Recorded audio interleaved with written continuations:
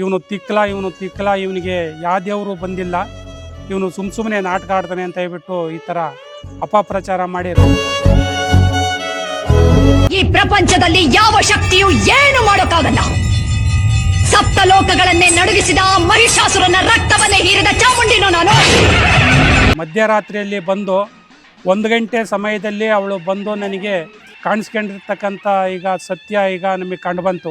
ಆ ಮಧ್ಯರಾತ್ರಿಯಲ್ಲಿ ಒಲಿಬೇಕಾದ್ರೆ ನನಗೆ ಕೊರವಂಜಿ ರೂಪದಲ್ಲಿ ಬುಡುಬುಡಿಕೆ ವೇಷದಲ್ಲಿ ಬಂದು ನನಗೆ ಈ ಥರ ಆವೇಶ ತೋರಿಸಿ ಏನೇನೋ ಒಂದೊಂಥರ ಉಚ್ಚಾಟನೆ ಕೊಟ್ಟು 9 ಬಿನ್ನಿಗೆ ನೀರು ಕುಡಿದು 9 ಬಿನ್ನಿಗೆ ಆಚೆಗೆ ಹಾಕಿ ಕಣ್ಣೀರ ಕೈ ತೊಳೆಸಿ ಈಗ ಓಡಾಟದನ್ನೆಲ್ಲ ಮಾಡಿಸಿ ಏನೇನು ಬೇಕೋ ಎಲ್ಲ ಮಾಡಿಸಿ ಒಂದು ಹಂತಕ್ಕೆ ಈಗ ಈ ಮಟ್ಟಕ್ಕೆ ಕುಂಡ್ರಿಸೋಳೆ.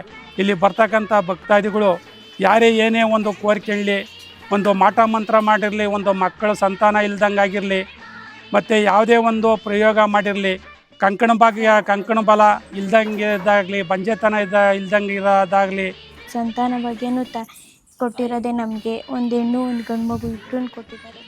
ಇಂಥರ ಬರ್ತಕ್ಕಂಥ ಇಲ್ಲಿ ಭಕ್ತಾದಿಗಳಿಗೆ ಭಾಳ ಒಂದು ದೃಷ್ಟಿ ಕೊಟ್ಟ ಅಮ್ಮ ಇಲ್ಲಿ ಒಂದು ಸತ್ಯನ ಏನು ಅನ್ನೋದು ತೋರಿಸ್ಕೊಡ್ತಾವಳೆ. 9 ವಾರ ಬಂದು ಇಲ್ಲಿ ಪೂಜೆ ಪುರಸ್ಕಾರಗಳು ಮಾಡಿಸ್ಕೊಂಡು ಮುಂದುವರೆದ್ಕೊಂಡು ಹೋದರೆ ಎಲ್ಲ ಅನುಕೂಲ ಆಗ್ತದೆ ಅಂತ ನಾನು ಬಯಸ್ತಾ ಇದ್ದೀನಿ. 4-5 ವರ್ಷ ಹೆಣ್ಣು ಹುಡುಕಿ ಸಿಕ್ಕಲಿಲ್ಲ.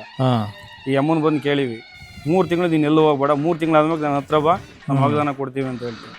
ಅವು ಬಂದು ಕೇಳಿದಾಗ 3 ತಿಂಗಳಿಗೆ ಈ ರೀತಿ ಹೋಗೋ ಈಗ ಈ ಮಾರ್ಗದಾಗ ಎಣ್ಣೆ ಐತೆ ಅಂತ ಹೇಳ್ತು. ಅವಾಗ ಹೋಗಿ ಅಲ್ಲಿ ಹೋಗಿ ಮದುವೆ ಆಯಿತು. ಎಲ್ಲರ ಮನೆ ಸಮಸ್ಯೆ ಇದ್ದಿದೆ ಸರ್. ಅತ್ತೆ ಸೊಸೆದು ಎಲ್ಲ ಕಡೆ ಇದ್ದಿದೆ, ಗಂಡ ಹೆಂಡತಿ ಸಮಸ್ಯೆ ಎಲ್ಲ ಕಡೆ ಇದ್ದಿದೆ. ಸಮಸ್ಯೆ ಇಲ್ದಿರೋ ಮನೆಗಳಿಲ್ಲ. ಸಮಸ್ಯೆ ಕ್ಲಿಯರ್ ಆಗಲಿ ಅಂತಲೇ ದೇವ್ರ ಹತ್ರ ಬರೋದಲ್ವಾ. ನಮ್ಗೆ ಹೊಲ ಇರಲಿಲ್ಲ, ಮನೆ ಇರಲಿಲ್ಲ, ಏನೂ ಇರಲಿಲ್ಲ. ನನಗೆ 3 ಜನ ಗಂಡು ಮಕ್ಕಳು, ನನಗೆ ಹೆಣ್ಮಕ್ಳಿಲ್ಲ.